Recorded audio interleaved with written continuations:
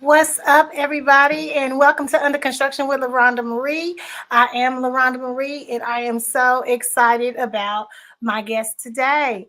But I do have to take care of some housekeeping items. So I'm going to do that first, and then I'm going to bring my special guest, Miss Tula B Strong, and we're going to just discuss a couple of things. You know what? Life happens, and this show was not, we did not pre-plan anything, but we've lost somebody in the dance community, so we're going to add a bit of that conversation to we're going to talk about that a little bit in the show today. But before I do anything else, I'm going to get some things squared away. If you are looking for a place where you can expand your visibility and just get your face out there. Swag Her magazine is the place that you can do that. We have several different packages. You can hop on over to our website at swaghermagazineonline.com, and it'll give you just the great specials that we have going on for the Christmas holiday. And if you're just looking for a way to increase your visibility and expand your brand, ladies, this is the place to do that. I know personally, my visibility has increased since I've been a part of Swag Her magazine, and I appreciate that. And I want you to experience the same thing. But let me go ahead and get some things pulled up. I'm going to just show you a little bit about Swag Her magazine, and then I'll be right back. Swag Her Magazine is an empowerment and lifestyle publication for Black women who like to be real with themselves and in business.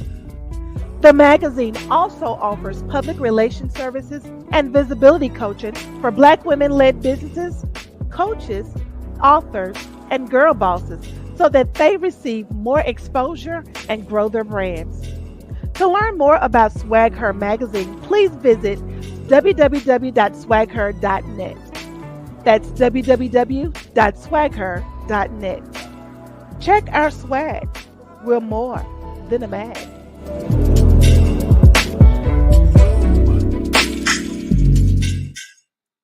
What's up, everybody? Again, this is LaRhonda, your girl, with Under Construction with LaRhonda Marie, and I am so excited about today's show. If you guys can hear me, let me know, because I want to make sure you can hear me. Now, during this broadcast, you can support my page by sending stars, um, by sending stars to my page. It's just a way that we can earn money to get more content for you guys. But at any rate, again, if you are a woman that has a business, if you're a coach, if you're an author, if you are a teacher, anything, if you're a boss woman, please contact Swag Her. Again, during this broadcast, you can support my page by sending stars, a digital gift that helps us earn money. We will use our stars to hire more journalists and content creators while supporting other Black-owned businesses, hoping to create an ecosystem to get our voices heard. All right. And so Tula, I see that she's on already. She is on point. So if you give me thumbs up, I can go ahead and bring you over. She's giving me thumbs up. So we're going to go ahead and get started. Hello. Oh, how are you doing? I'm doing pretty good. Your lighting is beautiful. You're looking beautiful today. Thank you. Your skin is glowing. Oh, I appreciate that. That must be that California weather, I guess. I mean, it's been a little cold recently. Oh, so it the sun has not been out as much, but yeah, California. You're in Southern California, correct? I am. Okay. So I'm if it's just cold there, oh wow. Okay. yeah. Go It ahead. reached like 30 in the last couple days, so Oh, okay. that's my friend. Well, I'm in Oklahoma City, so it's cold here, but that's normal for us. So Yeah. I'm with sweatshirts and socks and up to my knees right right now. It's a little chilly, but go ahead and introduce yourself to my audience. Go ahead. Yeah, so my name is Tula B Strong. I am a performing artist and an educator. So, as an educator, I was actually a first generation college student. I got my bachelor's at Princeton, my master's in education at Loyola Marymount, and then my MFA in dance from UCLA, all on scholarship. And I am grateful now to be teaching as a lecturer in African American Studies, teaching Black dance and performance studies at Cal State Fullerton. Now, that's my side as an educator, but as an artist, I am passionate about weaving dance together with storytelling and music and Christian spirituality. And I have been grateful to just finish a show earlier this year called Testimony, which was about women of color and our journeys through healing and trauma and faith. So that is me. I'm so excited to be here. So grateful and thankful for you to have me here. So excited to have you. I actually found you. Myself and a good friend of mine, we both found you on Instagram and then went on over to your YouTube page. I was pretty impressed with what I saw with the testimonials. You had them like in they're titled differently. I was thinking something totally different, and then when I saw it, I was like, "Oh, this is really nice." I appreciate that. I was just thinking it was just going to be dance, but you did a great job. You put like spoken. It seemed like it was spoken. Well, was I don't know if it's a how what is it? It's not spoken word. Was that just a script? No, we did have spoken word. Okay, okay. So and then you had music and you had dance. Yes. All incorporated together with the ladies in white. Just the stage looks beautiful. But what was your inspiration behind Testimony? Yeah, that's a long journey in itself. I first started working on pieces of that show way back in 2015. I had recently moved back from college to the LA area, and I was dealing with a lot of anxiety that was kind of really crippling me. And so I, as a way to navigate that and to find some peace, started to create a dance. I started to make and choreograph a bit. So it first just started as like something to help me move through anxiety. But over the years, it transformed into me looking more broadly at women and dealing with mental health or issues of mental health, or dealing with just trauma in general, and how do we find healing through that. And I felt passionate about Black women and being able to share our stories through dance and through, it wasn't originally supposed to be a film. It was originally supposed to be a live show, and it was going to be the culmination of my MFA at UCLA. But obviously my show was happening in April 2020. COVID hit right before. And so that spiraled us into a journey of having to create a film version of the show.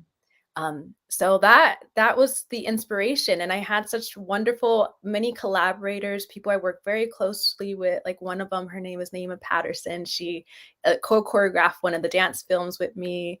And just a lot of Black women creating this together.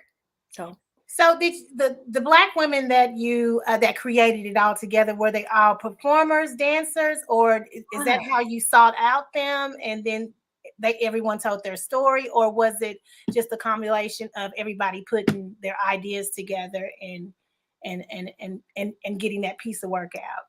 Great question. That's a really great question. So in Testimony, there's actually 3 different pieces, right? So there's a dance film called There's a River, another dance film that is called I Tried So Hard for You, and then a third entity, which we call the EP, which is a set of 4 songs. And so each of those things worked a little bit differently, where I was heading the larger project, all of these pieces overall. But for example, in the EP, we had a collective, I think it was about 7 of us at the end. And I had some women, a lot of them I met through UCLA, our friends of friends who were songwriters. So 3 of the songs on that are original. There's one that is just a gospel classic, right? And on There's a River, which I choreographed by myself, I was heading it in collaboration with my dancers, really making it and like shaping the vision. And then for the second dance film, I Tried So Hard for You, that was a real collaboration with Naima Patterson, who I just mentioned. who we together over a series of years, I think we started in 2018, started to craft movement, and in collaboration with a composer named Marcus Norris, who is a Black composer from the South Side of Chicago, as he says it, and really was thinking about people of color and cycles and healing and journeying. So a lot of collaboration, but also the larger vision of testimony came from me. Okay.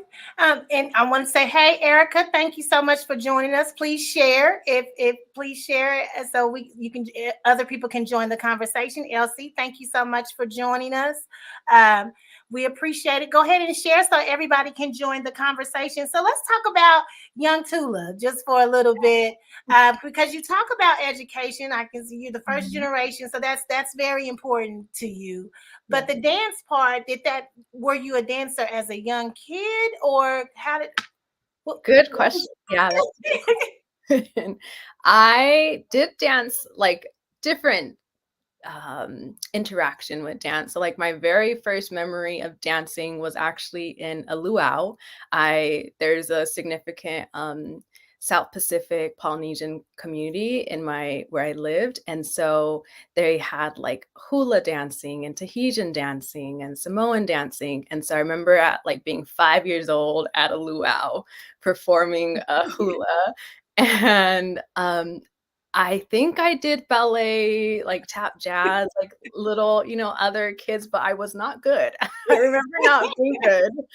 And then I cheered in high school, but when I got to college was the very first time that was like, oh, maybe there's something more serious about this. I was at Princeton, and it was the first place where I saw that like the arts could be like they're important. Like at a place as Princeton where you think of Right. academics, and you Right. think that they can see that better than everything else. No, they saw the arts as like so important and pivotal to our life, and they cherished it. And so being in that environment made me feel like, oh, maybe I can pursue dance. Like maybe it is worthwhile to pursue, and it's worthy of attention, just like any other study might be. So it was really at college where I first started to get into choreography even more, and like started to explore contemporary dance and postmodern dance and things like that. Okay, that is because when I think of Princeton, I'm thinking prestigious academics, and Yeah. here is where they opened up your eyes to art. Yeah. Wow. So do you come from a family of dancers, or are you the only one? Not so much. I mean, we dance at parties. My family's African, and so there's always like, before Afrobeats was called Afrobeats, we had Mhm. Afrobeats at our parties, our African music, and people were always moving their hips. And but no one in my family was a artist Okay. necessarily, in that sense, like in the sense of wanting to be a dancer or a performing artist. I think like other immigrant households, I was in a household that was very much like stick with the like traditional route, Right. go into the medical field, be a nurse, be a lawyer, XYZ. So I did have a whole journey just being like a first gen kid trying to like it was difficult to just choose that path of pursuing the art. Okay. So Yeah. you're Liberian. Does that part of your culture influence how you dance? Yeah, I think it does. Something as simple as like I grew up watching like my mom when she's dancing or my aunts like moving their hips often, right? And like other cultures may see that as very sensual or sexual, right? And for Mhm. me, I learned to see it as like power and Right. beauty and Mhm. culture and history, right? And Right. so those like the I take that with me moving forward, and I how do I say? I think that's everything. I think just, like, not stigmatizing some Right. movements is so important for me. Um, Oh, I am going into a age of myself as an artist where I want to dig deeper. I want to go back to Liberia and learn specific dance forms that are related to my heritage and like different tribes that my heritage are within my heritage, right? mhm, But that's like a long-term project. right. But yeah, I think often just about like not stigmatizing some movements, like using the hips as and letting that be a part of the dances that we do. Yeah. What was your inspiration behind the dance film There Is a River? Yeah. So that goes back to that was the movement that I started to create in Mhm. 2015 when I was dealing with lots of anxiety, and just needed a way to process that for myself. And then it became looking at women in general and women who might be dealing with similar issues, but specifically looking through the route of spirituality too. So the idea of a river actually comes from like verses in Revelations in the Bible where it talks about a river that flows through the heavenly city of Jerusalem. And in that heavenly city, there's no more pain and there's no more crying. And like God's self would wipe the tears out of your eyes, you know? And I wanted to imagine a space that existed on this world where women of color could go to and find not just like peace, but like radical healing. Um, and so that's the concept of like, there is a river. There's a river you can go to that can bring you this radical healing, and radical connection to self. And that was the goal, um, behind the film, and that I hope is shared within the film. Do I achieve that? I'm not sure, but I did hope. The project Testimony has a lot more music. Yeah. What made you go that route when you were doing Testimony to add more music like that? Yeah. This kind of goes back to how I grew and learned as a choreographer. So when I was at Princeton, they taught us that like dance could be anything. Like dance is not just about movement, but it's about our way of seeing the world and processing the world. And so they really encouraged us there, or I felt very encouraged to see myself as an interdisciplinary artist and a Mhm. multidisciplinary artist, looking at different disciplines, whatever tool, using them as tools that can help me tell the story I'm trying to tell better, right? And Right. I feel when we're talking about testimonies, I think of the Black church, right? And I think about Mhm. people sharing their testimonies. I think about Right. women singing gospel music. And it's just That's so, the feeling you get too. That is the feeling that you yeah, get. yeah, and it's just so important to like I think our experience as Black folks in this country, um, sharing our testimonies, thinking about spirituality, thinking about connection or helping others move through. I think music is so integral to that. And so it felt important to integrate gospel music somehow, or like the sense of gospel music, the feeling of it somehow into the show. And so that was the inspiration of why the music became for me, a part of the larger role of testimony. Mhm. And if you listen to some of the songs, each of the songs share a little bit more about what's happening in some of the dance films, right? So Mhm. in the playlist, if you go to my YouTube, there's like a specific order. If you listen to a song, it should give you a feeling that will lead you into the dance film you're about to see. And so that's the goal, that we were writing these things to also share a little bit more information and give people more knowledge on what they're encountering with dance. Yeah, I think that with the adding of the music, it just brings a different feel to it. Like you can kind of feel the emotions a lot more Yeah. with what's going on, what's going on with the script and everything. So I was going back and forth between all the different well, the way it's going on YouTube, it's like in Yeah. different orders. So I was trying to like get the story for Testimony, and then I'm over here on the There Is a River, and that was like beautiful. Oh, I um appreciate so that. I mean, you did it. I'm so sorry. I It's don't know why okay. people are texting me. This is kids texting me.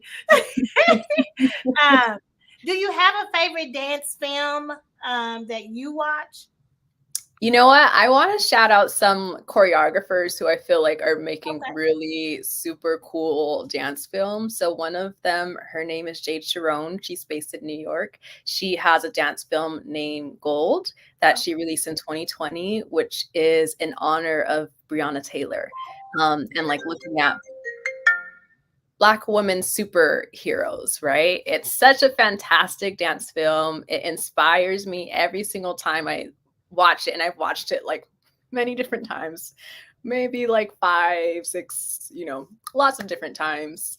And then there is a choreographer who is based in London or the UK, who his name is Bodish Seva. Seva, I believe I'm pronouncing that. Please forgive me if not. But he also makes really interesting work that is just inspiring for me as an artist to watch. So I highlight those two, lift both those people up.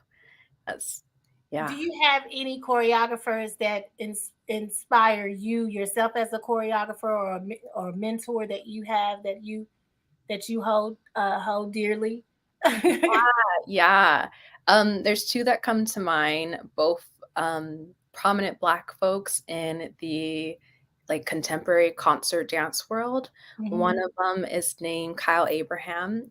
He was a mentor of mine at UCLA.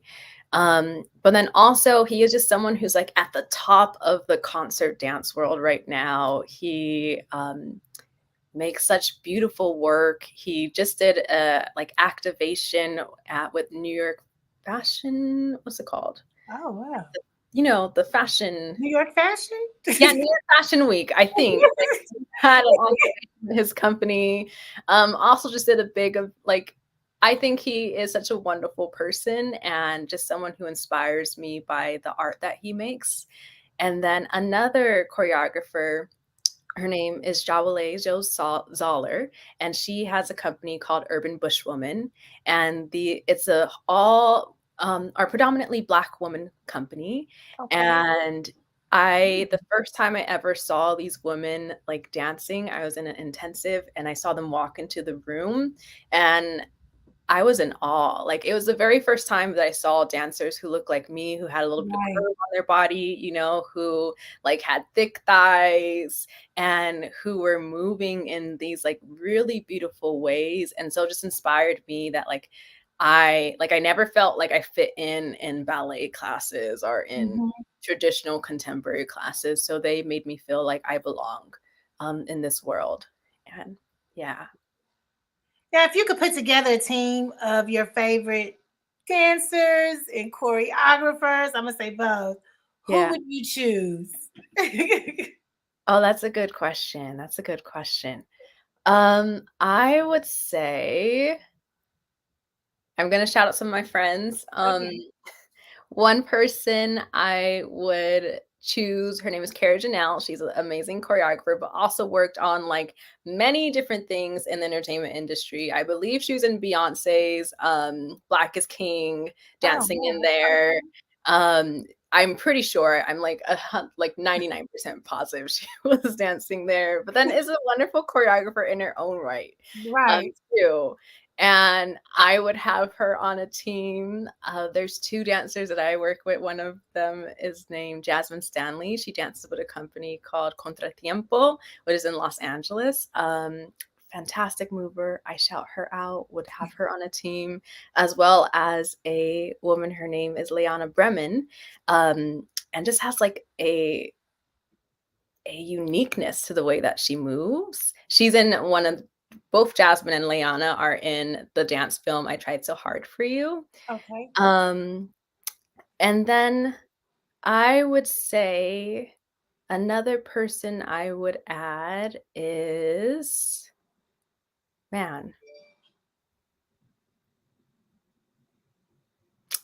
anyone in the Urban Bushwoman company. Any women dancing, I would happily have them on a team. So let's see. As a lecturer, what part or what about dance do you discuss the most? Yeah. So I currently teach two classes in the AFAM department at Cal State, Fullerton. And so one of them that I'm speaking the most about dance is called Pan-African Dance and Movement. And we're looking at dance across the entire diaspora. So we look at different traditional African dance forms, go into Latin America and the Caribbean, and looking at dance that form from like Afro-Latino communities and different Caribbean communities, and going and then to America, and then looking at like contemporary dance and the experimental dance that has been highly impacted by Black folks. And I think something that I'm always trying to get my students to see is, one, just how brilliant these things are, like how much in our culture and dance is influenced by Black culture across the entire world, Right, right? right, Um, and then I also try to get them to see, like, we have to share this information. right. We have to share this, so not just you know it in the academia, that we're not just talking about this in academia, but like we are getting this information out in culture. And so in my classrooms, I often let them choose between writing papers or making podcasts or making videos, Okay. and really encourage them to think about making work. Like, say, you're on TikTok, like how would you make something that's shared about dance that would go viral on TikTok, right? Okay. So thinking about how can we share dance in a way that the world can have more information about it too. So they can either write papers or do like performing some type of performance for you or Yeah, like they can do a pod. I've had some really great podcasts from some of the students wow. in the past, or I had students make vlogs, which have been really fantastic. It's really exciting to see them think creatively and say, and like break up what we think academia has to be. Like, it doesn't have Right. to be one way. It could be for us.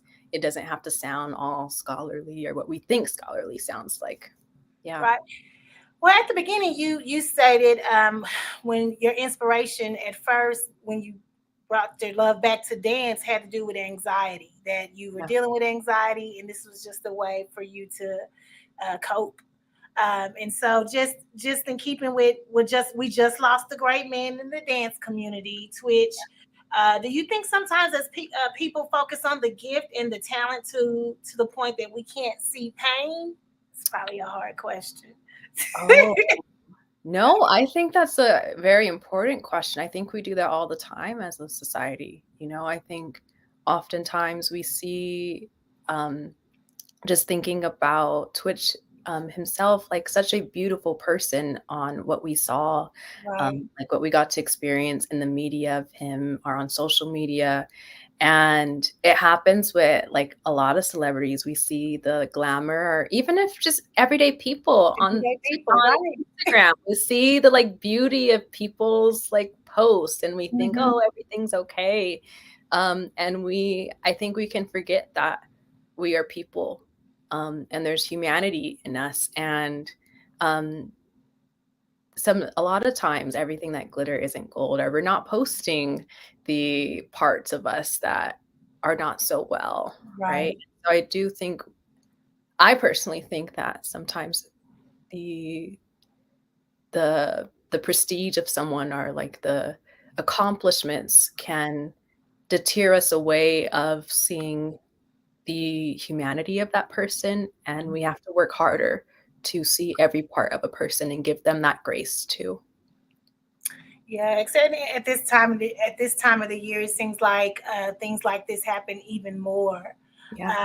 And it's just exactly what you said. We have to look past all the glamour and see the humanity. I think that is very important. We don't realize even just regular everyday people. I found myself checking on folks yesterday Yeah. and today because I'm a person that followed him on, Yeah. Instagram. And so I was a fan. And so just to, wake up to that, you're like, wow, I literally just saw a good post the other day. So you just never know what people are going through. So that's why we should just treat everybody right. So Absolutely. treat Absolutely. everybody right, and then just look. But dance for a lot of people is a way of how they heal. I know for me, music is, but Mhm. art in itself. has a way of healing. How has your anxiety since you started this? How has your anxiety been? How have you been coping with it? Has it gone down? What? Yeah, it has. It has. And this kind of ties into like the reason why I dance. And dance for me has changed over the years, right? Like Right. it may have started as I danced because it just felt nice on my body. Mm-hmm. Um, and it felt good. And then it transformed into something that was like helping me navigate um, like my mental wellness. And then it transformed into a space where I was um, connecting with my spirituality. Like if you think about like Black Mm-hmm. churches and like Right. the praise teams, you have the Mhm. praise Right. dancers, right? Right. And even in other spiritualities, dances and spirituality has been so woven together, like across the history of this globe, Right. right? And so because of the way that it has has been a like vehicle through which I can connect with the divine or God for me, um, it has been so helpful in being well and helping me be well, like mentally, emotionally. And that has not always been the case. Like sometimes when I feel more of the pressure of career, I lose that sense. And then my Mhm. mental takes my health takes a toll or my mental health takes a toll. But once I in seasons where I can take a step back from like the pressures of what I think I need to be as a dancer or as a choreographer and just like tune back into that this is a vehicle to connect with God or to connect Right. to my wellness. Right. Um, then things align and feel Right. better and feels like I'm Oh, doing what yeah. I'm supposed to. Yeah. That's good. That's good. And it's so important that we know those boundaries, that we Yeah. know when it's time for us to just, that self care. For me, I learned that term in 2020, and I Yeah. have kept a hold of it because our mental health. Everybody goes through something. And a lot of us, especially as Black women, we have been conditioned to, be able to be tough and be Yeah. superwoman and get through everything. And our Black men, unfortunately, they have the same. They have it worse. But I know that we have been conditioned to try to put on a straight face, Yeah. and that's why things that happen, like on yesterday, when we hear about those types of things, it's hard to hear. Mhm. Because first of all, we always think that we can beat it. We're strong enough, but we just need to start having this conversations like this. Yeah. That if we need help, let's go get the help or ask for the help, and Yeah. we need to be paying attention. So I know for a fact I've decided I just have to stop being so busy, too busy to stop and Mhm. check on those that need to be checked on. And I pray that those that need help um, doesn't let that pride squash them so hard so that they won't let somebody know something, because it's just hard. But Yeah. I wanted to say that I was very impressed with all the body of work that you have out there, guys. I put her information. Her information is coming at the bottom of the screen, where you can see testimony, where you can see there is a river, and it was another one. Something about you. I tried so hard for you. Yeah, that's it. It Yeah. was another. I have all that information down there if you want to contact her. I'm sure she doesn't mind being a Yeah. speaker someplace, or if you need her to choreograph, for something for you, I'm sure she's available. But there's her contact information. What do you have coming up? Do you have any new projects that you're currently working on, or new live shows since we're out of COVID? We're Yeah. out of COVID. What's going on with you? Good question. So I am slowly working on a new work. This is going to be I like working for longer periods of time. So it may take me a couple years to get the final product of this out. But that new work involves thinking about elders, Black women elders. I am learning the banjo for it. And Oh, so I wow. am 2 years into learning the banjo. Just like a little background, the banjo is actually an instrument that comes from Africa to the Americas. And so, Really? yeah. And Yeah. it was, Okay. yeah, it's actually Black enslaved folks who were playing this instrument first, who were innovating on it. And that history kind of got lost in America. But so I am tapping back into like Black folks who have played the banjo and trying to learn that tradition for this new show, which obviously learning a new instrument takes time. So it's going to take me some time. But people can stay tuned. I will be posting quarterly on Instagram. And then Okay. in the new year, I'll be posting monthly on my TikTok. Just like my progress and how this journey of making this new piece is going. I need to start following you on TikTok. I will do that as soon as we finish. What are you now? Who are you? What's your name on TikTok? Same thing? It's same thing at Okay. Tula.b.strong. Okay, because all I had was Instagram. So if you got Twitter, everything's the same.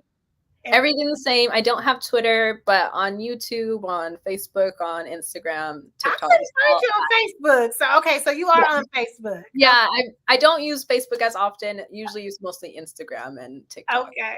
Yeah.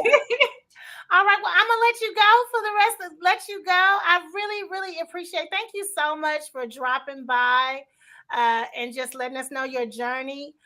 So proud of you and what you're representing. I appreciate everything that you're doing, and you're beautiful. You're absolutely stunning. So I really appreciate what you're doing and how you're doing it, guys. Check her out, and I'll let her say goodbye. First off, LaRhonda Marie, so I appreciate you for doing this and creating the space for folks to come on. I just want to give you your flowers too. And I am so grateful again to be here. Like the person in the comments, yes, she is. We celebrate you too. And so I'm grateful to be here. Thank you to everyone who has tuned in. I don't take it for granted. I appreciate your time. And I hope everyone has a good night and wonderful holidays that are soon to be coming up. You do the same. Be blessed. Thank you. Bye, everyone.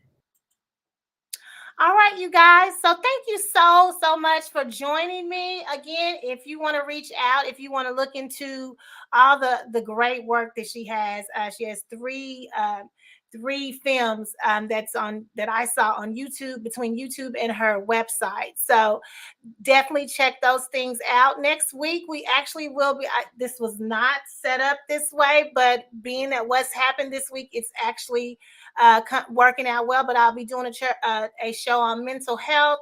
We'll be discussing depression and grief during the holidays. And so that'll be the show next Thursday. And I don't want to mispronounce. I know it's Danieletta, but I cannot think of her last name, the therapist that'll be coming and discussing things with us. So if you have your questions, please feel free to just reach out to me on Facebook or on Swag Her Magazine. Reach out with your questions and I will add those questions in. You guys are just as important as my guests with the questions. So I really appreciate you guys. All right. You guys have a wonderful holiday. It starts at 7 p.m. Central Time, Michael. Thank you for asking that. But it'll be next week, 7 p.m. Central Time. It's the same day, same time every week, guys. So I really appreciate you guys joining the show today. And you guys have a blessed holiday. Bye.